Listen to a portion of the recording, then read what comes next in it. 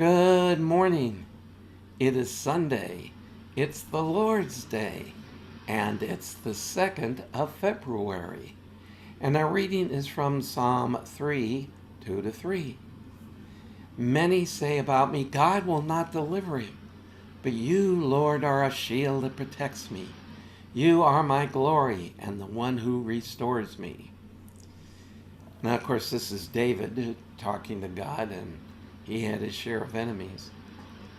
But the problem is, too often there are those in the church, and I don't mean our church specifically, I'm talking in a broader way here, who are more than ready to judge whether somebody is saved or not based on whether they're behaving in ways that the thinker thinks they should.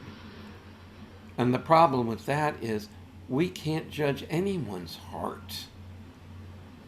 And we're not called to. We're called to be fruit inspectors. We can judge whether somebody's actions are the actions of a believer or how a believer should behave. But remember, parenthetically, we're supposed to deal with the redwood tree in our own eye before we start worrying about the sawdust in somebody else's. But even if somebody is not acting as we think they should as Christians, and we may be right, that doesn't mean they're not Christians. God is the one who judges whether somebody is saved or not. And that's the same thing on the flip side, that when somebody judges us, we're answerable to God, not answerable to them. I guarantee you and I are going to be amazed at some of the people that turn up in heaven. But I also guarantee they're going to be kind of surprised to see us. So what we need to be concerned with is not how others perceive us, but are we being who God calls us to be?